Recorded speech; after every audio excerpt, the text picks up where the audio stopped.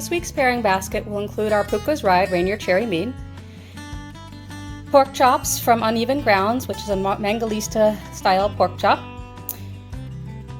feta cheese from the Harvest Store,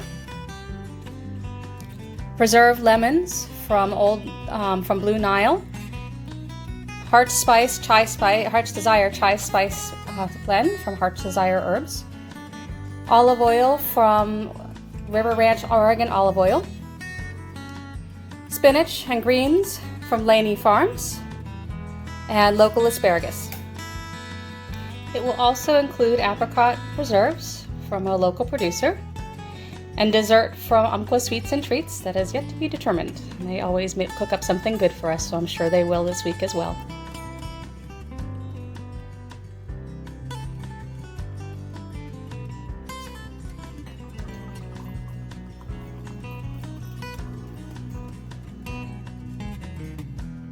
Good evening, folks, and welcome to this week's edition of More Meadery's Meads and Meals series. Tonight we will be pairing our Pooka's Ride-Ranier Cherry Mead with a really fun dinner. So we're going to do a apricot spice pork chop. The pork is from Uneven Grounds. I've been learning a little bit more about their pork. They do a Mangolista style pork, or made from the Mangolista pig, which is actually a Hungarian pig. It's a I guess heirloom or heritage variety, I think is how they refer to it. Very different kind of meat in some respects, really good. It's basically like the Kobe beef of the pork world. I think there's some intermuscular fat from what I've been reading. And so it's got a really delicious flavor. We profiled them last week with their pork chorizo, which was fantastic. I'm not always a huge chorizo fan, and I'm learning that there's quite a difference between Spanish and Mexican chorizos, and this was a fantastic chorizo. It was so good. So I'm really excited to try their pork chops this week. Our Pooka's Ride is a Ranier Cherry Mead, and so it goes great with the pork chops. It's a little bit sweeter than some of the meads we've done so far, but it's got a great acidity. Really bright, really light.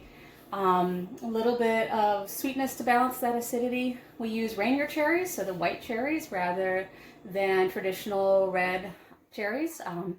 The reason being that I love fresh cherries. I absolutely love fresh cherries. I do not love cherry flavored things. And so often when you put cherries in mead, what you get is cough syrup, which is not a great association. That's not anything I want people to be thinking when they drink my mead.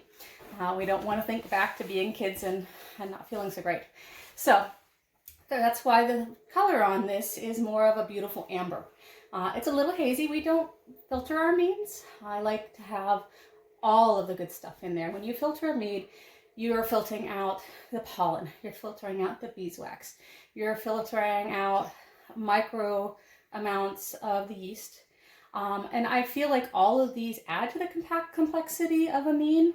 So while our meads are not always perfectly clear, I think that they have a depth of flavor as a result of not filtering that can be lacking in other commercially produced meads. Now there's, every mead maker has their own style, and there's some absolutely fantastic meads out there. I can highly recommend a number of meaderies that I think are really top notch.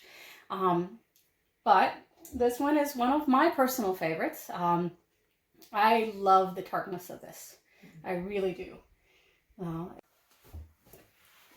So this mead pairs fantastically with all kinds of pork. We had a wonderful pineapple glazed ham that one of the local caterers did recently that we put with this, and it was out of this world. So we may do that down the road as one of the other pairings. But Michael's going to join us tonight. So for those of you who have not met Michael, Michael is one of our other owners.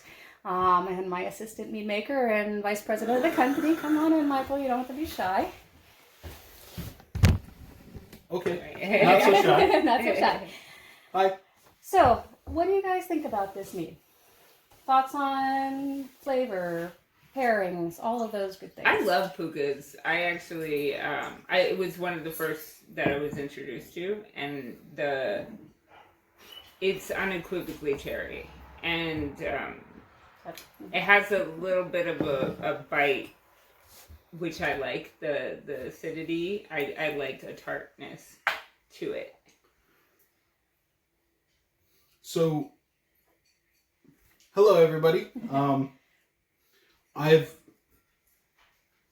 never been a huge fan of the Pooka's Ride, but lately it has developed a touch of tart, which balances out the sweet, and I have found much more appreciation for it. I find that it has a little bit of an herbaceousness to it that pairs really well with rosemary and fresh herbs. So we'll be including some of those fresh herbs in Define tonight. herbaceousness. Herbaceousness, well, like an herbal flavor. Okay, It's subtle, that makes sense. but it adds a level of complexity that I really enjoy. With stone fruits, you get that aspect.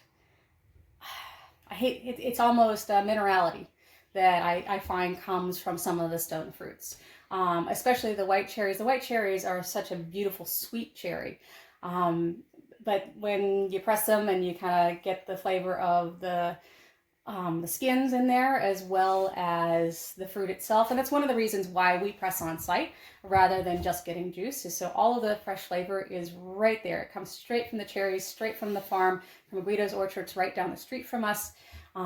All of that complexity is there in the pressing rather than, it's sitting on ice for God knows how long and not knowing how ripe the fruit is. When we source from local farms the way we do, we can make sure that our fruit is really the highest quality.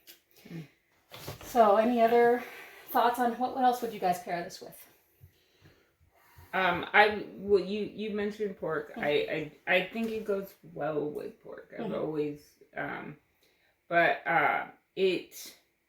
I made a cranberry sauce with that's right. we did a cranberry sauce for Thanksgiving. Yeah. And it can still go well with turkey. Like it is. Also, it should be noted that it's a sneaker. It is a sneaker. Because it doesn't. You don't realize how. It's 15.9% alcohol. Yeah, and the reason it's in a little bottle because it'll sneak up on you. A full glass of this will definitely do you. Yeah. And I've had some friends go, "Oh, this is great! I don't taste the alcohol." No. 3 glasses later, Yeah. So. You feel a little warm. Yeah. I feel like it doesn't take very much of that for me to get a little rosy cheeked. This is one of a handful of our meads that I would do a spicy reduction on. Oh yeah. So pour it in a pan and don't boil it, but heat it and bring the water content down and add some spice to it to pour over any number of meats. My personal preference would generally be duck. Oh yeah, that would be a roast duck with a Pooka's Ride reduction sauce would be out of this world. We might have to. Spicy duck. Yeah. Oh yeah. So that might be one of our recipes down the road here. So we're gonna get to it here in a second. I'm just gonna go over a little bit more of what's gonna be in tonight's box. We have like I said, the bottle of Pooka's Ride. We will also have feta cheese from the Harvest Store, local asparagus, the pork from Uneven Grounds, probably some local herbs, no sugar apricot, also from a local producer, no sugar apricot jam, Heart's Desire chai spice blend from Heart's Desire Spices. Really good. I'm really excited about it. And then also olive oil from River Ranch Olive Oil.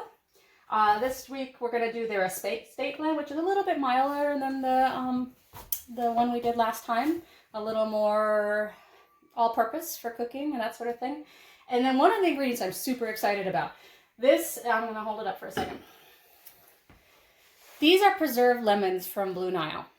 Now this is something I've been wanting to try for a while. And we're going to use this in the rice along with the asparagus and the feta and the spinach. This is a tradition out of the Middle East where they take and pack the lemons with salt and then preserve them. This one's preserved in the olive oil. It's also got a nice chili in there. I have to say it is a little spicy.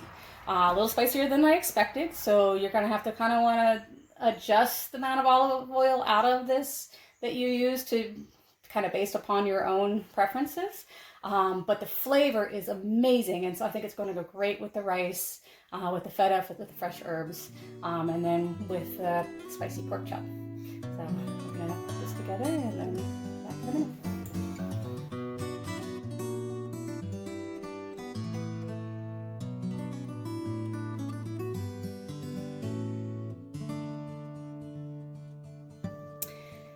So here's our dinner. We have apricot spiced pork, a wonderful and really yummy looking Mediterranean rice with the aged and preserved lemons, asparagus, some spinach in there, and fresh herbs, a side salad, and then our Pooka's Ride-Ranier. So, Michael,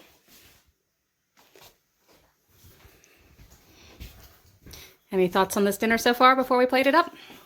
Everything I've tasted as we prepared is amazing. I'm looking forward to having it all together. All right, well, let's put this on some plates. So, dinner is served. It's all plated up and pretty. Beautiful pork chop. Mediterranean rice, side salads, up to you what you want to put in that. We put some local walnuts in ours and some cherry tomatoes and cucumbers. You could do a nice tzatziki sauce or something fun. Probably go great. So give it a try and see what you think. Having tasted this pork a minute ago, the flavor is really phenomenal.